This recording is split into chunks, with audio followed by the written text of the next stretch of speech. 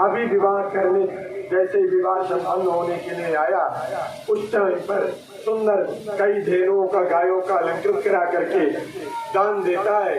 विदा के टाइम पर स्वयं कंस जिस रथ पर देवकी वसुदेव बैठे हैं उसमें दारुक बन करके, रथवान बन करके आगे रख ले जाता है। मेरी बहन आवाज के बाद ससुराल वालों की हो जाएगी, हमारा इससे रिश्ता थोड़ा कम हो जाएगा, तो मैं ही रथ पर बैठा करके चलाऊंगा, कोई पालकी में कहार लेके नहीं जाएगा। इतना प्रेम दिखाया, इतना प्रेम दिखाया कि प्रजा कहने लगी। तो इतने में नारद को लगा कि अगर इसका थोड़ा सा साधुता दिखाई पड़ेगी तो भगवान को आने में देर हो जाएगी। और धरती अकुला चुकी है, धरती इसके अत्याचार से, इसके पापाचार से, दुराचार से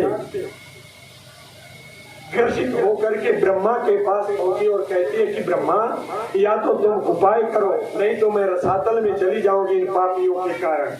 ब्रह्मा ने कहा, हमारा काम है सृष्टि करना, हम पापी भी पैदा करते हैं और पुण्यात्मा भी पैदा करते हैं, केवल मेरा काम है पैदा करना, पालन करना, श्रृंगार करना और के हाथ में है। पर तू मेरी शरण में आई है तो चल हम उनके पास चलते हैं जो हमारा तोर सहाई, जो हमारे और तुम्हारे दोनों के रक्षक हैं। जिस समय वहां चलने के लिए हुआ, तमाम देवी देवता इकट्ठा हुए। कंस के पापाचार से सब परेशान थे। कोई कहे भगवान वैकुंठ में रहता है, कोई कहे भगवान क्षीर सागर में रहता है। कोई इतना कोलाहल हो रहा था, कोई मेरा सुनने वाला नहीं था। भगवान शिव कहते हैं, तेई समाज गिरजा में रहे हो, तेई समाज गिरजा में रहे हो, अवसर पाय बचन एक गयो, अग जग में सब रहे तो विरागी, वो प्रेम ते प्रभु प्रगट जिमियागी। परमात्मा तो प्रेम में प्रकट होता है।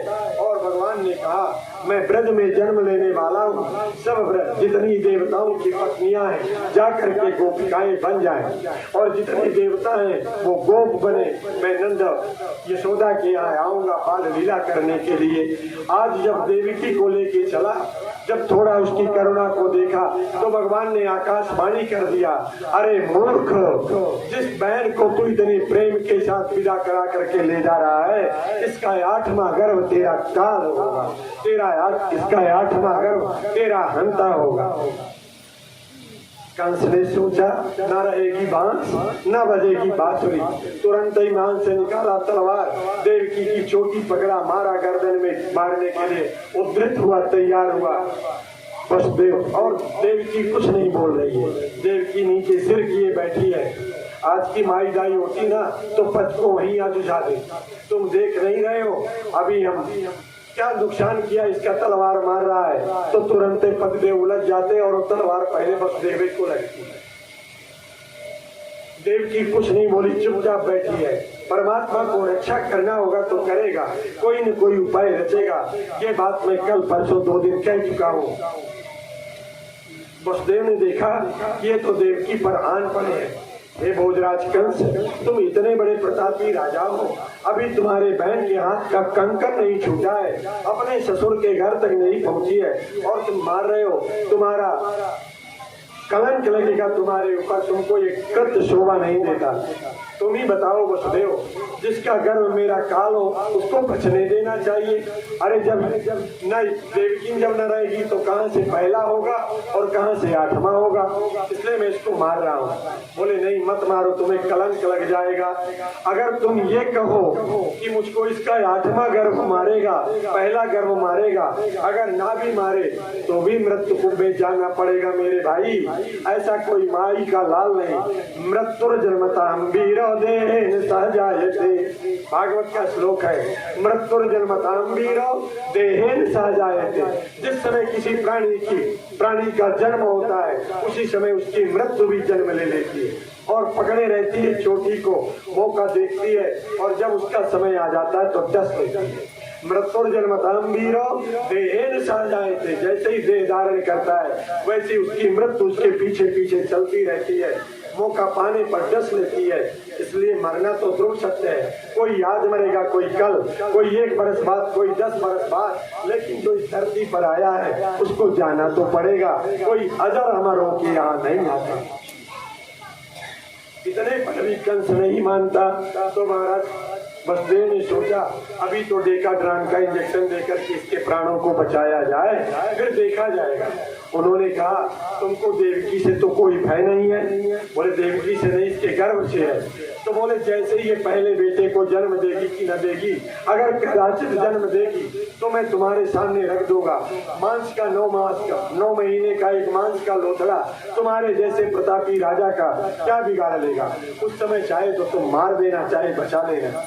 वसुदेव ने सोचा अभी तो इसके प्राणों की रक्षा की जाए, समय कटने पर क्या होगा, परमात्मा कैसा दिन दिखाएगा, तब तक देवकी ही मर जाए या कंस ही मर जाए, मैं ही मर जाऊं, बेटा बेटी पैदा होंगे कि नहीं पैदा होंगे, ऐसा सोच करके जो वर्तमान को संभालता है भूत और भविष्य को नहीं संभालना चाहिए। वर्तमान को एक बहुत अच्छी कथा मुझे याद है राजा भोज की, जिसमें राजा भोज की पत्नी कहती है राजन वर्तमान को संभाल, वर्तमान को। बड़ी विदुषी थी पर उसका मौका नहीं है। ठीक अभी तो देवकी के प्राणों की रक्षा की जाए। जैसे ही वसुदेव ने कहा, कंस जानता था कि वसुदेव तो संत हृदय है, ये कभी झूठ नहीं बोलते हैं। उनकी बातों में आ गए, ले जा करके कंकन छूटा। 1 वर्ष का समय बीता।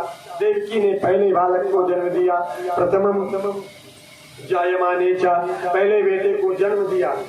महाराज वसुदेव पहुंचे सूतिका गृह में। अभी कोख से मांस का एक लोथड़ा निकला था, उसको लेके चलने को हुए तो देवकी कहती है तुम पिता हो कि कसाई हो, पहला बेटा तुम्हारे यहाँ जन्मा, लोग बधाई गाते हैं, बधाई वाद्य बजवाते हैं और तुम इसको काल के गाल में लेके जा रहे हो, तुम्हारी छाती नहीं फट रही है। और देव ने कहा देवी मुझे अपना धर्म पालन करने दो, मैं झूठ नहीं बोलता, ये मेरा पुत्र है।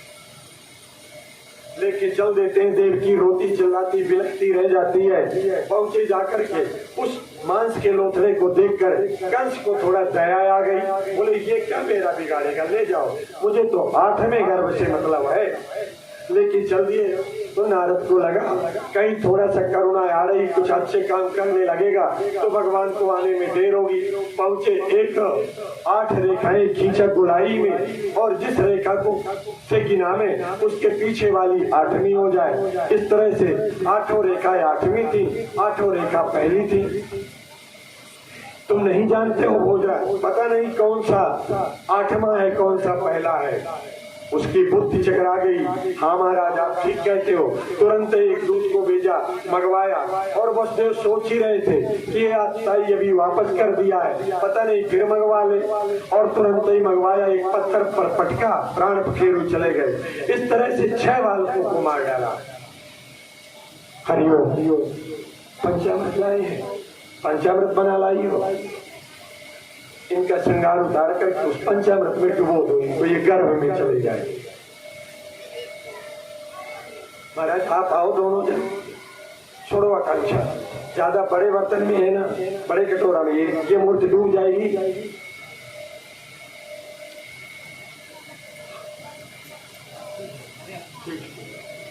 ऊपर रखने की विधा बनाए और उसमें इस मूर्ति को डाल दिया जाए, उनके कपड़े वगैरह उतार दिए जाए।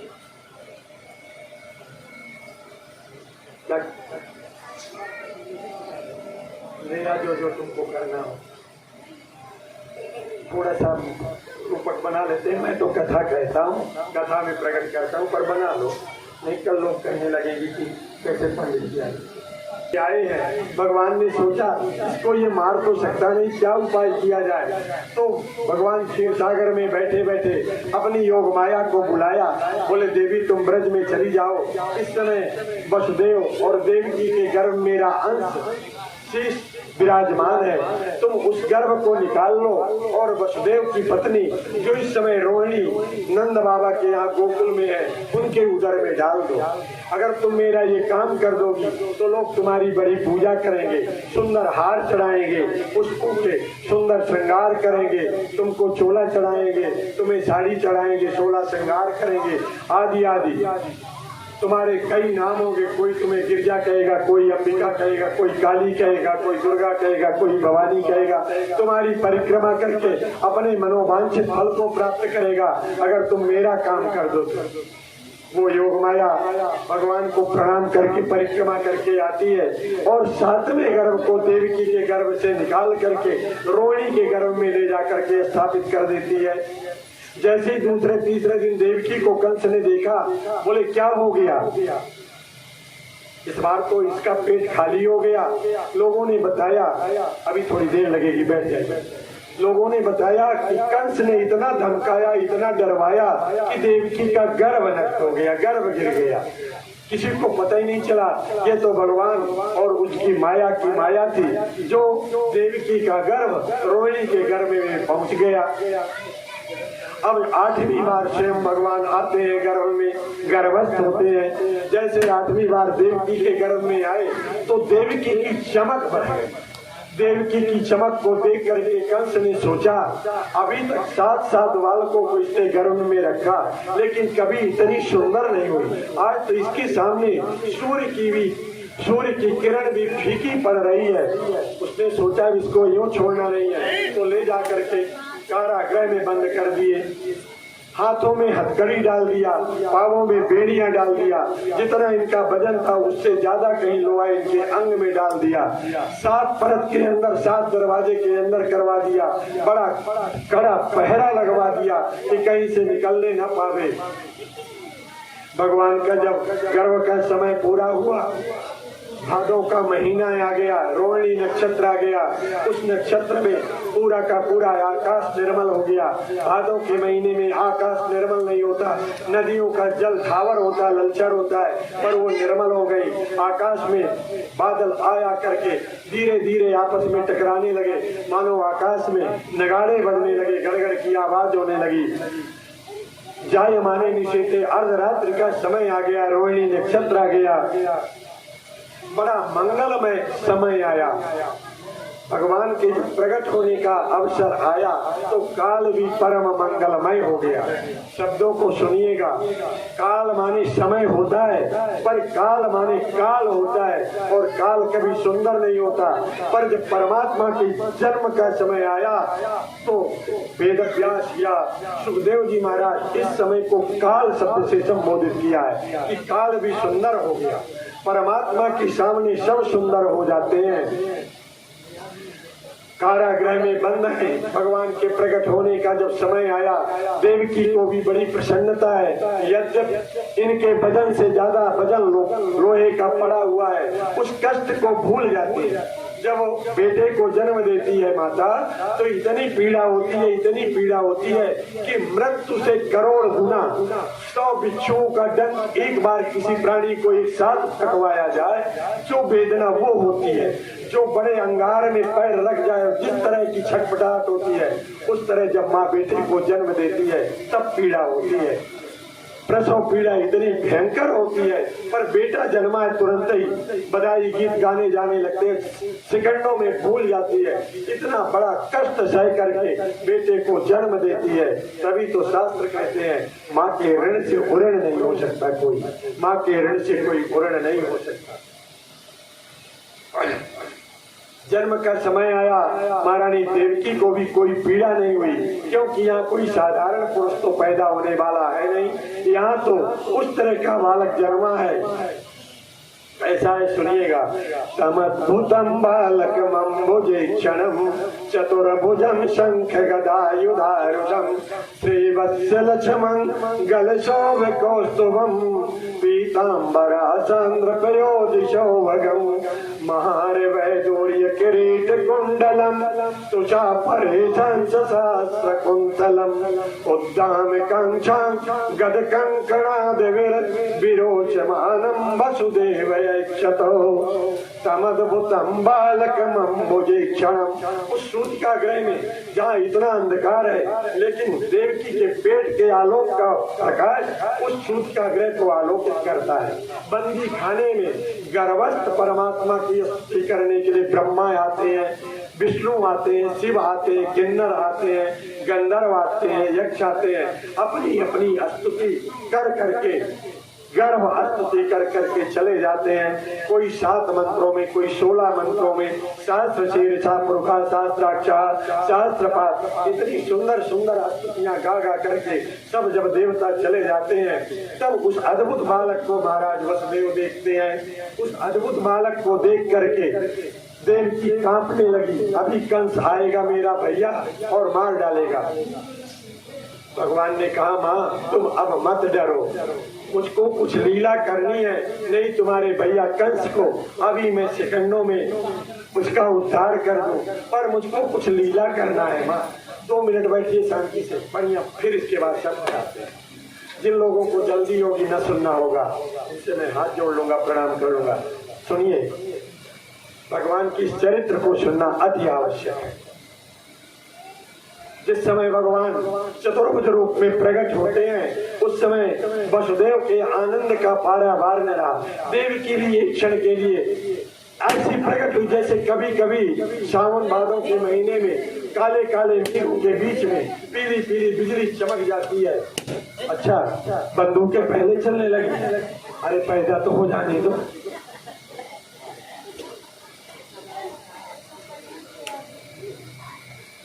बोले वृंदावन बिहारी लाल की जय। जैसे ही महारानी देवकी कांपने लगी, भगवान ने कहा मुझे लीला करना है माँ कुछ, इसलिए तुम थोड़ा सा समय दे दो।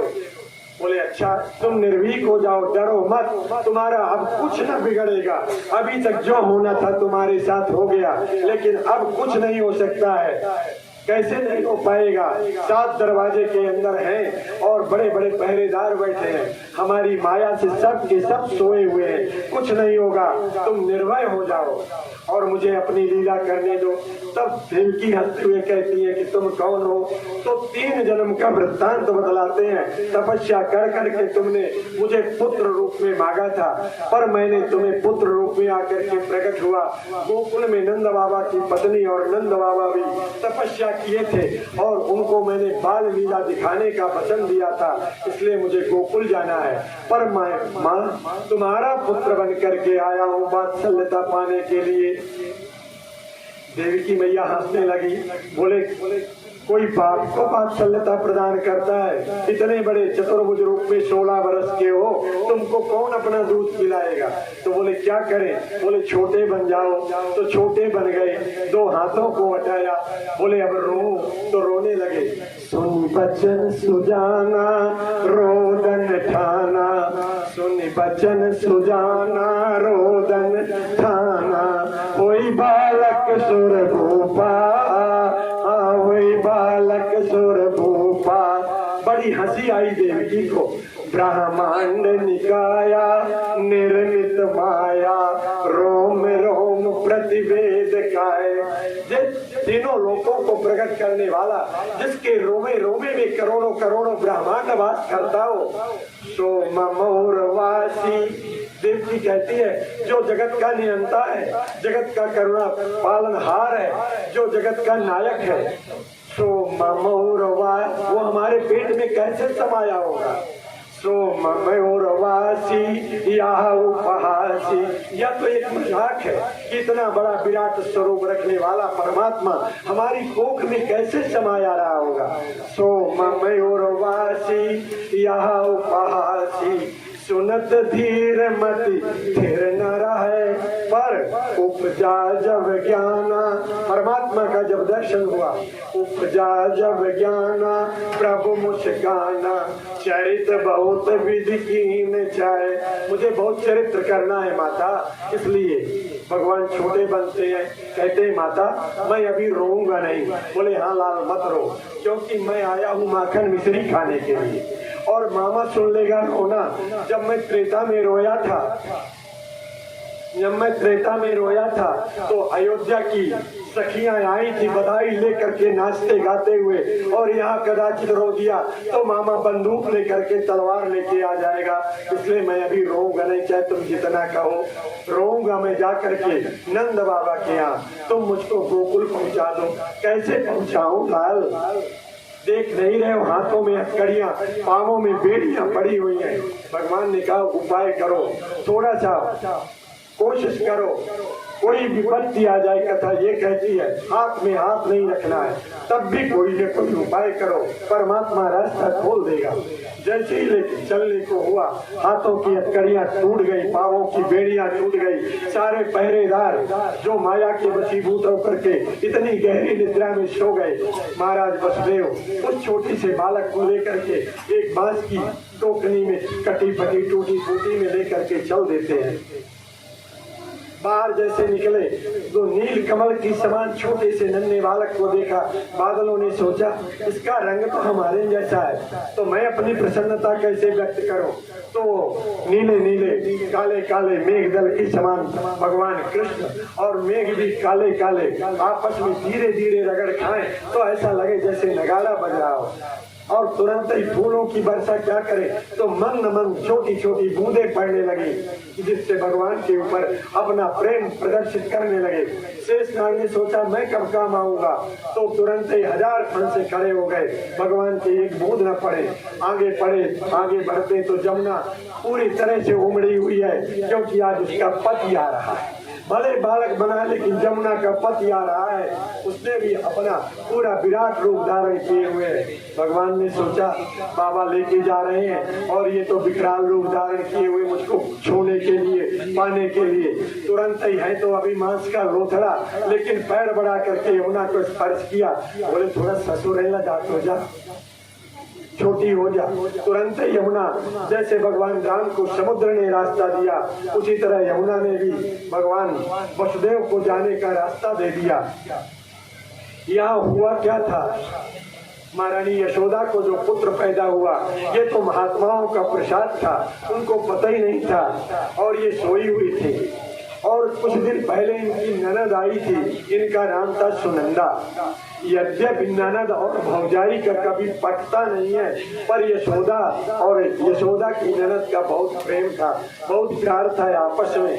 वो भी सो गई, रात भर दरवाजा खुला रहा। वसुदेव जी आए और यशोदा के बगल में अपने लाला को लिटा दिए, और उसके बगल में जो कन्या पड़ी थी, यशोदा ने कन्या को जन्म दिया था, उसको लेकर के चल देते हैं। जैसे ही मथुरा में पहुंचे, क्रमशः दरवाजा बंद होने लगे। अंतःपुर में जैसे पहुंचे, वहाँ हाथों में हथकड़ियां पड़ गई, पांवों में बेड़ियां पड़ गई। सारे पहरेदार सब जगह। जब वो लड़की कहाँ कहाँ करके रोई। लड़का जब पैदा होता तो धीरे रोता, कहाँ कहाँ, और जब बिटिया पैदा होती तो बहुत चिल्लाती पैदा होते कि तुम्हारा सब रूप लेंगे। बोला वृंदावन बिहारी लाल की जय। जैसे ही बड़े जोर से चिल्लाई, सारे पहरेदार जग जाते हैं, पैदा हो गया, पैदा हो गया। आवाज कंस तक पहुंची।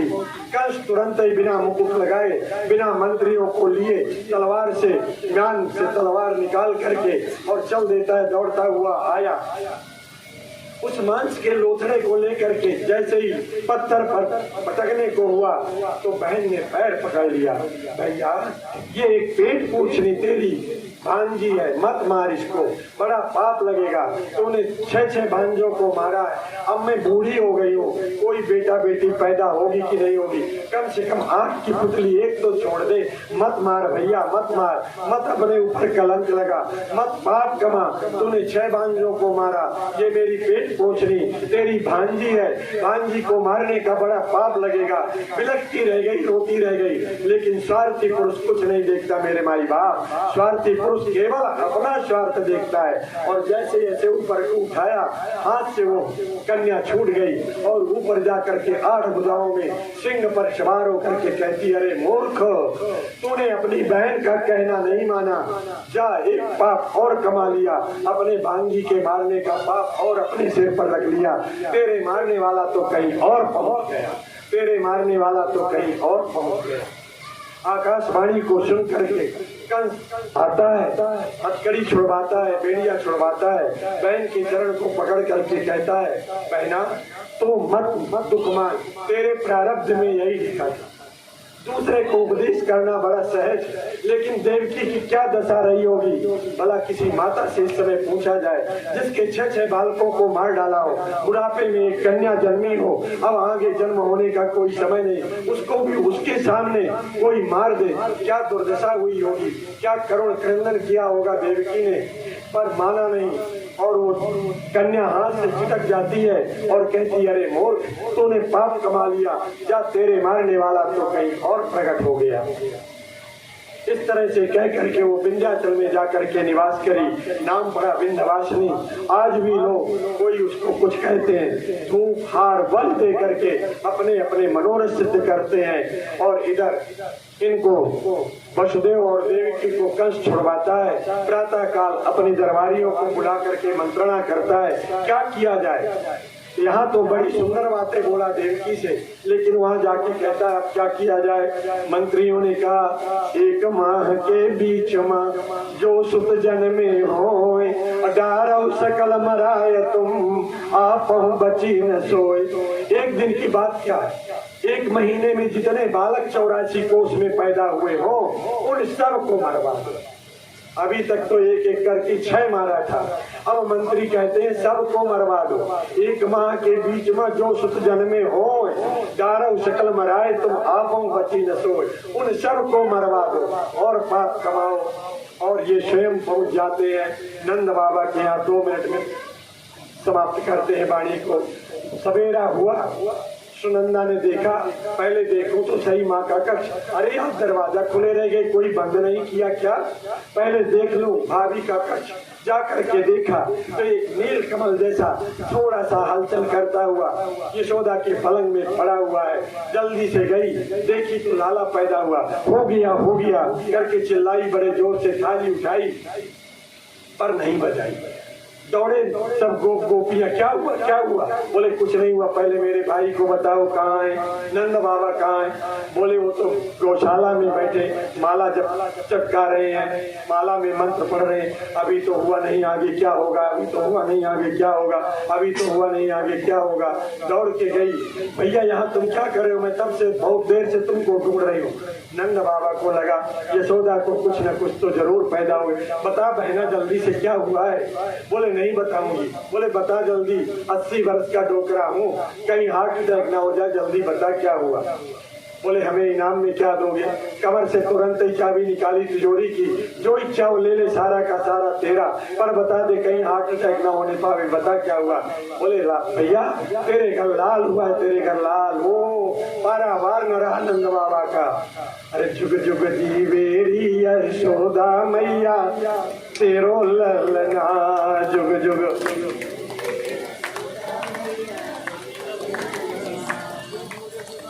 यारी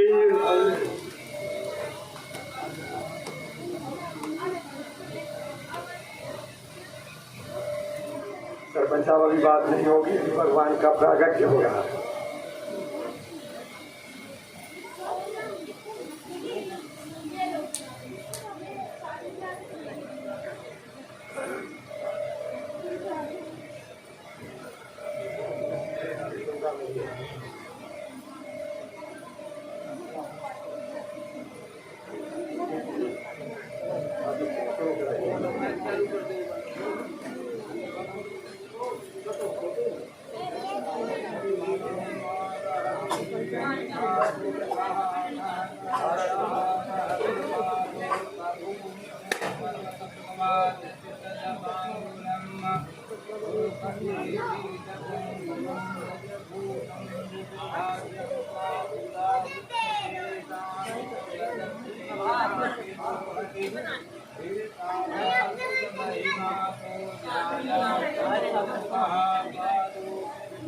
भूतानि त्रिपादशामृतं दिवि त्रिपादूर्ध्व उदयपुरुका पादोषेयाववत् पुनः ततो विचङ्गकामशासनानशने अवि ततो विराड जायत विराजो अधिपूरुका पजातो अतिरिजत पश्चाद भूमिमधो पुरः तस्मात् जज्ञात् सर्वभूतः संस्कृतं जगदाज्यम् पभूताक्षये बालज्ञानारण्याग्राम्याक्षये तस्मात् जज्ञात् सर्वभूतरिचः वामानि जग्निरे छन्दागुंपि जग्निरे तस्मात् तस्मादत्वा अजायन्त जे केशो वयाजतः गावो जग्निरे पर्दा नहीं करा दी आकांक्षा पर्दा बना दो उधर कोई साड़ी लाई हो तो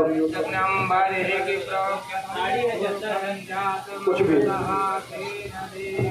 अयजंत साध्यारिकयस्य जे जत्पुरुकं दद ओरोदशद्वैष्या पदवाग्नं शूद्रो अजायत चन्द्रमा मनसो जात चक्षो सूर्यो अजायत बालकृष्ण भगवान की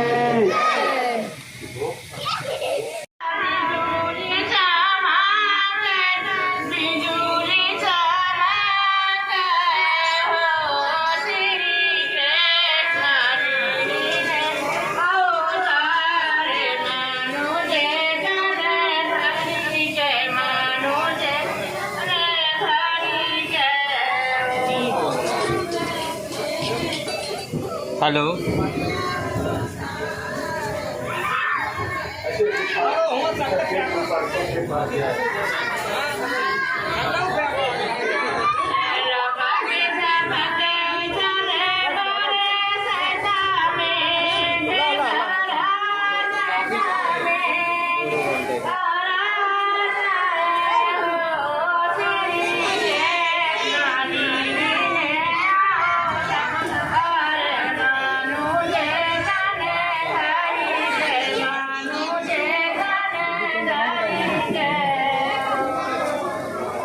बोल वृंदावन बिहारी राम की जय बालकृष्ण भगवान की जय नंद के लाला की जय